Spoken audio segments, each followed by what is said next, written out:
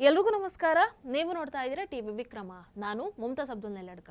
ವೀಕ್ಷಕರೇ, ಪಾಕಿಸ್ತಾನ ಅದೇ ರೀತಿ ಅಫ್ಘಾನಿಸ್ತಾನದ ಮಧ್ಯೆ ಏನ್ ಆಗ್ತಾ ಇದೆ ಅನ್ನುವಂಥದ್ದು ನಿಮಗೆಲ್ಲರಿಗೂ ಕೂಡ ಗೊತ್ತಿದೆ. ಪಾಕಿಸ್ತಾನ ಅಫ್ಘಾನಿಸ್ತಾನದ ಕಾಬೂಲ್ನಲ್ಲಿರುವಂತಹ ಒಂದು ಡ್ರಗ್ ರಿಹ್ಯಾಬಿಲಿಟೇಷನ್ ಆಸ್ಪತ್ರೆ ಮೇಲೆ ದಾಳಿಯನ್ನು ನಡೆಸುತ್ತೆ. ಈ ದಾಳಿಯಲ್ಲಿ 200ಕ್ಕೂ ಹೆಚ್ಚು ಮಂದಿ ಸಾವನ್ನಪ್ಪಿದ್ದಾರೆ. ಅಂಡ್ ಇದು ಆಕ್ಚುಲಿ ಹೇಳಬೇಕು ಅಂತಂದ್ರೆ ವಾರ್ ಕ್ರೈಮ್ ಇದು.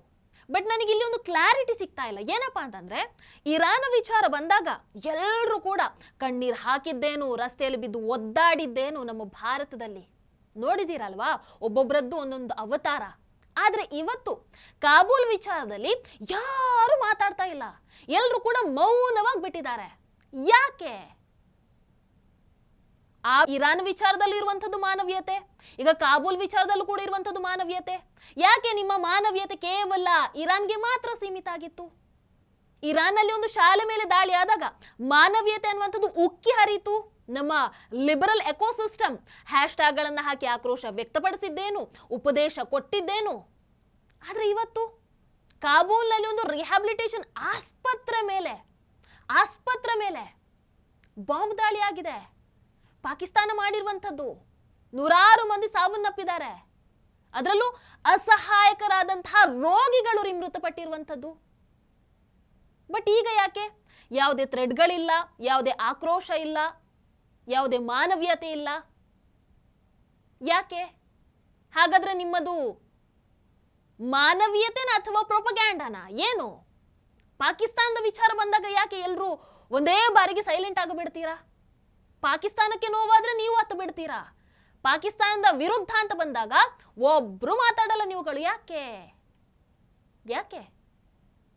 ವೀಕ್ಷಕರು, ಈಗ ಆಗ್ತಾ ಇರುವಂತಹ ಪಾಕಿಸ್ತಾನ ಅಫ್ಘಾನಿಸ್ತಾನ ಯುದ್ಧ ಏನಿದೆ, ಇದು ಕೇವಲ ಒಂದು ಗಡಿ ವಿವಾದ ಅಥವಾ ಸಣ್ಣ ಯುದ್ಧ ಅಂತ ಅಂದುಕೊಳ್ಬೇಡಿ. ಯಾಕಂದ್ರೆ ಪಾಕಿಸ್ತಾನದ ರಕ್ಷಣಾ ಸಚಿವರು ಇದನ್ನ ಓಪನ್ ವಾರ್ ಅಂತ ಕರೆದಿದ್ದಾರೆ. ಅಷ್ಟೆಲ್ಲ ಪಾಕಿಸ್ತಾನ ಇದಕ್ಕೆ ಆಪರೇಷನ್ ಗಜಬುಲ್ ಹಕ್ ಅಂತ ಹೆಸರನ್ನ ಇಟ್ಟಿದೆ. ಆರಂಭದಲ್ಲಿ ಒಂದು ಸಣ್ಣ ಮಟ್ಟದ ಘರ್ಷಣೆ ಅಂತ ಅನ್ಸಿದ್ರು ಕೂಡ ಈಗ ಇದು ಸಂಪೂರ್ಣವಾಗಿ ಯುದ್ಧವಾಗಿ ಮಾರ್ಪಾಟಾಗಿದೆ. ಪಾಕಿಸ್ತಾನ ಈ ಆಪರೇಷನ್ ನ ಮೇನ್ ಟಾರ್ಗೆಟ್ ಇರುವಂತದ್ದೇ ಕಾಬೂಲ್, ಅದೇ ರೀತಿ ಕಂದಹಾರ್. ಪಾಕಿಸ್ತಾನದ ವಾಯುಪಡೆ ಈಗ ಈ ಎರಡೂ ನಗರಗಳ ಮೇಲೆ ದಾಳಿಯನ್ನ ಮಾಡಿದೀವಿ ಅಂತ ಹೇಳ್ತಾ ಇದ್ದಾರೆ. ವೀಕ್ಷಕರಲ್ಲಿ, ಒಂದು ಕಡೆ ಪಾಕಿಸ್ತಾನದ ವಾಯುಪಡೆಯ F-16 ಅದೇ ರೀತಿ JF-17 ಯುದ್ಧ ವಿಮಾನಗಳು ಕಾಬೂಲ್ ಅದೇ ರೀತಿ ಕಂದಹಾರ್ ಮೇಲೆ ಬಾಂಬ್ ದಾಳಿಯನ್ನ ಮಾಡ್ತಾ ಇದೆ. ಮತ್ತೊಂದು ಕಡೆ ತಾಲಿಬಾನ್ ಹೇಳ್ತಾ ಇದೆ, ನಾವು ಪಾಕಿಸ್ತಾನದ 19 ಮಿಲಿಟರಿ ಬೇಸ್ಗಳನ್ನ ಆಕ್ಯುಪೈ ಮಾಡಿದೀವಿ ಅಂತ. ಇನ್ನು ಅಫ್ಘಾನಿಸ್ತಾನ ಹೇಳುತ್ತೆ, ಪಾಕಿಸ್ತಾನದ ಒಂದು F-16 ವಿಮಾನವನ್ನು ನಾವು ಹೊಡೆದು ಹಾಕಿದೀವಿ ಅಂತ. ಅದಕ್ಕೆ ಪಾಕಿಸ್ತಾನ ಮತ್ತೆ ಕೌಂಟರ್ ಕೊಡ್ತಾ ಇದೆ, ನಾವು 130ಕ್ಕೂ ಹೆಚ್ಚು ತಾಲಿಬಾನಿಗಳನ್ನ ಹೊಡೆದುರುಳಿಸಿದ್ದೇವೆ ಅಂತ. ಬಟ್ ಈಗ ಇರುವಂಥದ್ದು ಇದೆಲ್ಲ ಪ್ರಶ್ನೆ. ಇಲ್ಲಿರುವಂಥ ದೊಡ್ಡ ಪ್ರಶ್ನೆ ಏನು ಅಂತಂದ್ರೆ, ನಿನ್ನೆವರೆಗೂ ತಾಲಿಬಾನನ್ನ ಇವರು ನಮ್ಮ ಮಕ್ಕಳು, ಒಂದೇ ತಾಯಿಯ ಮಕ್ಕಳು ನಾವುಗಳು ಅಂತ ಇದ್ದಂತಹ ಪಾಕಿಸ್ತಾನ ಇವತ್ತು ಅದೇ ಮಕ್ಕಳನ್ನ ಇಷ್ಟು ಕೆಟ್ಟದಾಗಿ ನಡೆಸ್ಕೊಳ್ತಾ ಇದ್ದಾರಲ್ಲ. ಯಾಕೆ ಈ ಸೇಡು? ಇಸ್ಲಾಂ ಹೆಸರಲ್ಲಿ ನಿರ್ಮಾಣ ಆಗಿರುವಂತಹ ಎರಡು ದೇಶಗಳು ಇವತ್ತು ಇಬ್ರು ಒಬ್ರಿಗೊಬ್ರು ರಕ್ತವನ್ನ ಹರಿಸೋದಕ್ಕೆ ಯಾಕೆ ರೆಡಿಯಾಗಿ ನಿಂತ್ಕೊಂಡಿದ್ದಾರೆ? ನೋಡಿ, ಈ ಯುದ್ಧದ ಮೂಲ ಕಾರಣ ಏನು ಅಂತ ನೋಡಿದ್ರೆ, 2640 ಕಿಲೋಮೀಟರ್ ಉದ್ದದ ಒಂದು ದೂರಂದ್ ಲೈನ್. ಇದು ವಿಶ್ವದ ಅತ್ಯಂತ ಅಪಾಯಕಾರಿ ಗಡಿಗಳಲ್ಲಿ ಒಂದು. ಹಿಂದೂಕುಷ್ ಪರ್ವತಗಳಿಂದ ಇರಾದ್ ಅದೇ ರೀತಿ ಚೈನಾ ಗಡಿಗಳವರೆಗೆ ಇದು ಹರಡ್ಕೊಂಡಿದೆ.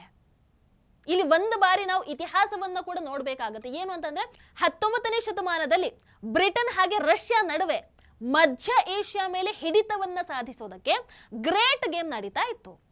ಆಗ ರಷ್ಯಾ ಅಫ್ಘಾನಿಸ್ತಾನದ ಮೂಲಕ ಭಾರತಕ್ಕೆ ನುಗ್ಗಬಹುದನ್ನುವಂತಹ ಭಯ ಇತ್ತು.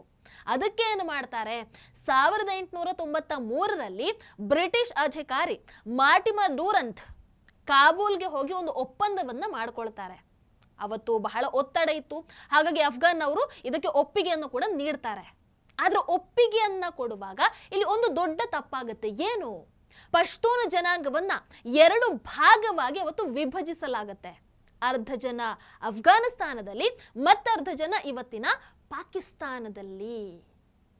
ಅಫ್ಘಾನಿಸ್ತಾನದ ದೃಷ್ಟಿಯಲ್ಲಿ ಪೇಶಾವರ್ ಅವರ ವಿಂಟರ್ ಕ್ಯಾಪಿಟಲ್ ಆಗಿರುತ್ತೆ. ಅವರ ಹಳೆಯ ಮ್ಯಾಪ್ ಅಲ್ಲಿ ನೋಡಿದ್ರೆ ಈ ಒಂದು ಪ್ರದೇಶವನ್ನ ಪಶ್ತೂನಿಸ್ತಾನ್ ಅಂತ ಕರೀತಾರೆ. ಅಂದ್ರೆ ಅವರ ದೃಷ್ಟಿಯಲ್ಲಿ ಪಾಕಿಸ್ತಾನ ಅಂತಂದ್ರೆ ಅದು ಕೇವಲ ಪಂಜಾಬ್ ವರೆಗೆ ಮಾತ್ರ ಸೀಮಿತ.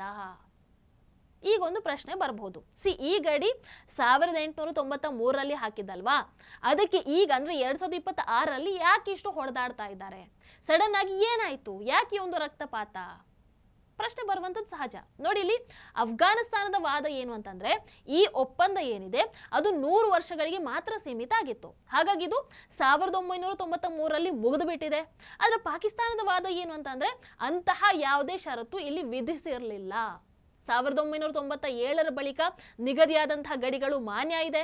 ನೋಡಿ, ಅವತ್ತು 1947ರಲ್ಲಿ ಪಾಕಿಸ್ತಾನ UN-ಗೆ ಸೇರುವಂತಹ ಸಂದರ್ಭದಲ್ಲಿ ಅಫ್ಘಾನಿಸ್ತಾನ ಮಾತ್ರ ವಿರೋಧವಾಗಿ ಇವತ್ತು ಮತವನ್ನ ಹಾಕಿತ್ತು. ಅಂಡ್ ಆ ದ್ವೇಷ ಇವತ್ತು ಈ ರೀತಿಯಾಗಿ ಕಾಣಿಸ್ಕೊಳ್ತಾ ಇದೆ.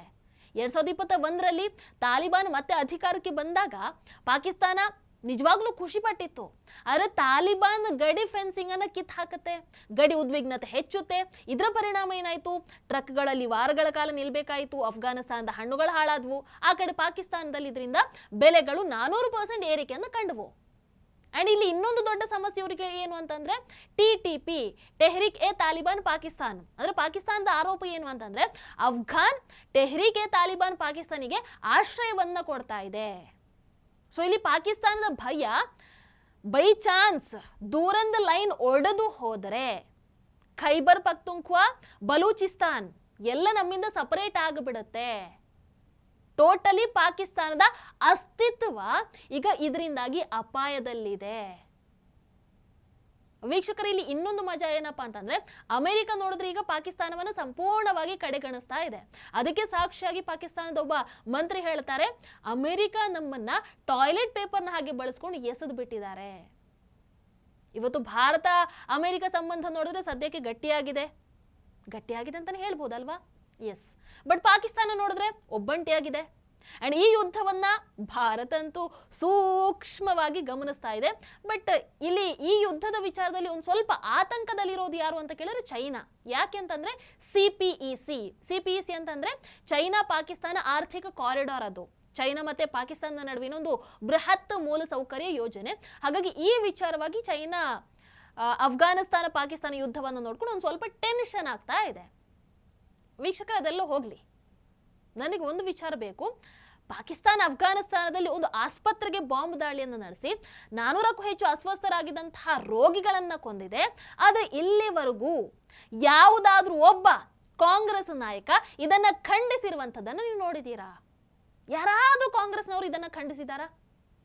ಇರಾನ್ ಒಂದು ಶಾಲೆ ಮೇಲೆ ದಾಳಿ ಆದಾಗ ಅದೇ ನಾಯಕರು ಕಣ್ಣೀರನ್ನ ಹಾಕಿ ಆಕ್ರೋಶವನ್ನ ವ್ಯಕ್ತಪಡಿಸಿದ್ರು. ಸೋನಿಯಾ ಇಟಲಿ ಮೇಡಮ್ ಪಾಪ ಭಾರತ ಇರಾನ್ ಪರ ನಿಲ್ಲಬೇಕು ಅಂತ ಉದ್ದುದ ಲೇಖನ ಬೇರೆ ಬರ್ಕೊಂಡ್ರು. ಆದ್ರೆ ಇವರೆಲ್ಲರೂ ಕೂಡ ಈಗ ಯಾಕೆ ಮೌನವಾಗಿದ್ದಾರೆ? ಪಾಕಿಸ್ತಾನವನ್ನ ಖಂಡಿಸೋದಕ್ಕೆ ಕಾಂಗ್ರೆಸ್ ಯಾಕೆ ಮುಂದಾಗ್ತಾ ಇಲ್ಲ? ಇರಾನ್ ವಿಚಾರದಲ್ಲಿ ಇವತ್ತು ಮೋದಿಜಿ ಅವರಿಗೆ ಕ್ಲಾಸ್ ತಗೊಳ್ಳಕ್ಕೆ ಬಂದಿತ್ತು ಕಾಂಗ್ರೆಸ್. ಇವತ್ತು ಯಾಕೆ ಪಾಕಿಸ್ತಾನಕ್ಕೆ ಯಾರು ಕೂಡ ಕ್ಲಾಸ್ ತಗೊಳ್ಳೋಕೆ ರೆಡಿ ಇಲ್ಲ? ಅಲ್ಲ, ನಮಗೆ ಇದರಲ್ಲೇನು ಸರ್ಪ್ರೈಸ್ ಇಲ್ಲ ಕಾಂಗ್ರೆಸ್ಸಿನ ಈ ನಡವಳಿಕೆಯಿಂದ. ಯಾಕಂದ್ರೆ ಕಾಂಗ್ರೆಸ್ನ ಪಾಕಿಸ್ತಾನ ಪ್ರೇಮ ಇವತ್ತು ನೆನ್ನೆದಲ್ಲ, ಬಹಳ ಹಳೇ ಲವ್ ಸ್ಟೋರಿ ಇದು. ಏನು, ನಿಮಗೆ ಒಂದಷ್ಟು ಉದಾಹರಣೆಯನ್ನು ಕೊಡ್ತೀನಿ ನಾನು. ನೆಹರು ವಿಭಜನೆಗೆ ಒಪ್ಕೊಂಡಿದ್ದಾಗಿರ್ಬೋದು, ಇನ್ನು ಕಾಶ್ಮೀರ ವಿಚಾರವನ್ನ UN-ಗೆ ತೆಗೆದುಕೊಂಡು ಹೋಗಿ ದೊಡ್ಡ ಇಶ್ಯೂ ಮಾಡಿದಾಗಿರಬಹುದು. ಇನ್ನು 1921ರಲ್ಲಿ ಇಂದಿರಾ ಇಟಲಿ POKಯಿಂದ ಪಡ್ಕೊಳ್ಳುವಂತಹ ಸಂಪೂರ್ಣ ಅವಕಾಶ ಇದ್ದಾಗಲೂ ಕೂಡ ಅದನ್ನ ಬೇಕಂತಾನೆ ಕೈ ಚೆಲ್ಲಿದಾಗಿರ್ಬೋದು. ಇನ್ನು 26/11 ಮುಂಬೈ ದಾಳಿ ಆದಾಗ ಪಾಕಿಸ್ತಾನದ ವಿರುದ್ಧ ಕಾಂಗ್ರೆಸ್ ಒಂದು ಮಾತು ಕೂಡ ಆಡದೆ ಬೇರೆ ಬೇರೆ ನರೇಟಿವ್ಗಳನ್ನ ಸೃಷ್ಟಿ ಮಾಡಿದ್ದಾಗಿರ್ಬೋದು. ಫಾರ್ ಎಕ್ಸಾಂಪಲ್ RSSಗೆ ಸಾಜಿಶ್ ಅನ್ನುವಂಥ ಪುಸ್ತಕವನ್ನ ಬಿಡುಗಡೆ ಮಾಡಿದ್ರು. ಸ್ಯಾಫ್ರನ್ ಟೆರರ್ ಅನ್ನುವಂಥ ಹೆಸರನ್ನ ಕೊಟ್ಟು ಅದನ್ನ ಸಂಪೂರ್ಣವಾಗಿ ಹಿಂದೂಗಳ ತಲೆಗೆ ಕಟ್ಟುವಂತಹ ಪ್ರಯತ್ನವನ್ನ ಮಾಡಿದ್ರು. ಅಂದ್ರೆ ಒಟ್ಟಾರೆಯಾಗಿ ಪಾಕಿಸ್ತಾನವನ್ನ ಆ ಒಂದು 26/11 ಮುಂಬೈ ದಾಳಿಯಿಂದ ಕಾಂಗ್ರೆಸ್ಸಿಗೆ ಸೇಫ್ ಮಾಡಬೇಕಾಗಿತ್ತು. ಇನ್ನು ಮೋದಿಜಿ ಪ್ರಧಾನಿಯಾಗಿ ಆಯ್ಕೆ ಆದಾಗ ಮಣಿಶಂಕರ್ ಅಯ್ಯರ್ ಮೋದಿಜಿಯನ್ನ ಅಧಿಕಾರದಿಂದ ಕಿತ್ತೆಸೆಯೋದಕ್ಕೆ ಪಾಕ್ ಸಹಾಯವನ್ನ ಬೇರೆ ಕೇಳ್ತಾರೆ. So Congress Pak love story ಇವತ್ತು ನಿನ್ನೆದಲ್ಲ. ಹಾಗಾಗಿ ಈಗ ಕಾಬೂಲಲ್ಲಿ ಆಸ್ಪತ್ರೆ ಮೇಲೆ ಆಗಿರುವಂತಹ ದಾಳಿ ಬಗ್ಗೆ ಇಲ್ಲಿವರೆಗೂ ಕಾಂಗ್ರೆಸ್ನವರು ಯಾರು ಮಾತಾಡಿಲ್ಲ ಅಂಡ್ ಮಾತಾಡ್ತಾರೆ ಅನ್ನುವಂತಹ ನಂಬಿಕೆ ಕೂಡ ನನಗಿಲ್ಲ. ಯಾಕಂತಂದ್ರೆ ಪಾಕನ್ನ ವಿರೋಧ ಮಾಡೋದು ಅಂತಂದ್ರೆ ಅಯ್ಯೋ ಕಾಂಗ್ರೆಸ್ಸಿಗೆ ಅದು ಬಹಳ ಕಷ್ಟ ಆಗತ್ತೆ. ಆಪರೇಷನ್ ಸಿಂಧೂರ್ ಆದಾಗ್ಲೇ ಭಾರತದ ಪರವಾಗಿ ಮಾತನಾಡಿದಂಥವ್ರು, ಭಾರತದ ವಿರುದ್ಧವಾಗಿ ಮಾತನಾಡಿದಂಥವ್ರು ಇನ್ನು ಈಗ ಮಾತಾಡ್ತಾರಾ? ಪಾಕಿಸ್ತಾನಕ್ಕೆ ನೋವಾದ್ರೆ ಇವರಿಗೆ ನೋವಾಗಲ್ವಾ? ಆಗತ್ತೆ. ವೀಕ್ಷಕರೇ, ಪಾಕಿಸ್ತಾನ ಅಫ್ಘಾನಿಸ್ತಾನದ ಈ ಒಂದು ಯುದ್ಧ ಇದು ಕೇವಲ ಗಡಿ ಬಗ್ಗೆ ಅಲ್ಲ, ಇದು ಪಾಕಿಸ್ತಾನದ ಒಂದು ಅಸ್ತಿತ್ವದ ಹೋರಾಟ ಅಂತಾನೆ ಹೇಳಬಹುದು. ಅಂಡ್ ಇತಿಹಾಸ ಹೇಳುತ್ತೆ ಅಫ್ಘಾನಿಸ್ತಾನದ ವಿರುದ್ಧ ಯಾರು ಕೂಡ ಇಲ್ಲಿವರೆಗೆ ಗೆದ್ದಿಲ್ಲ ಅಂತ. ಬ್ರಿಟನ್ ಸೋತಿದೆ, ಸೋವಿಯತ್ ಸೋತಿದೆ, ಅಮೆರಿಕ ಕೂಡ ಸೋತಿದೆ. ಹಾಗಾಗಿ ಅಫ್ಘಾನಿಸ್ತಾನದ ವಿರುದ್ಧ ಇವ್ರು ಯಾರು ಗೆದ್ದಿಲ್ಲ. ಹಾಗಿರುವಾಗ ಈಗ ಪಾಕಿಸ್ತಾನ ಯುದ್ಧ ಕೇಳಿದಿದೆ, ಪಾಕಿಸ್ತಾನ ಗೆಲ್ಲುತ್ತಾ? ಪಾಕಿಸ್ತಾನ ಈ ಬೆಂಕಿಯಿಂದ ಪಾರಾಗತ್ತಾ? ಅಥವಾ ಈ ಒಂದು ಕೆಟ್ಟ ಸಾಹಸಕ್ಕೆ, ಹುಚ್ಚು ಸಾಹಸಕ್ಕೆ ಇನ್ನೇನು ಹೇಳ್ಬೋದು, ಯಾವುದೊಂದು ಸಾಹಸಕ್ಕೆ ಕೈಯನ್ನು ಹಾಕಿ ಇದರಿಂದ ಭಾರತ ಕೂಡ ಕಷ್ಟಪಡದೆ ಪಾಕಿಸ್ತಾನದ ನಕ್ಷೆನೇ ಬದಲಾಗತ್ತಾ? ಪಾಕಿಸ್ತಾನದ ಅಸ್ತಿತ್ವಕ್ಕೆ ಕುತ್ತು ಬರುತ್ತಾ? ಕಾದು ನೋಡೋಣ. ಟಿವಿ ವಿಕ್ರಮ, ದೇಶ ನಿಮ್ಮ ಕೈಯಲ್ಲಿ. ಈ ಕಾರ್ಯಕ್ರಮ ನಿಮಗೆ ಇಷ್ಟ ಆಗಿದ್ದಲ್ಲಿ ಲೈಕ್, ಶೇರ್ ಹಾಗೂ ಕಮೆಂಟ್ ಮಾಡಿ. ಟಿವಿ ವಿಕ್ರಮದ ಕಾರ್ಯಕ್ರಮಗಳನ್ನು ನಿರಂತರವಾಗಿ ವೀಕ್ಷಿಸಲು ಸಬ್ಸ್ಕ್ರೈಬ್ ಮಾಡಿ, ಬೆಲ್ ಐಕನ್ ಒತ್ತಿ.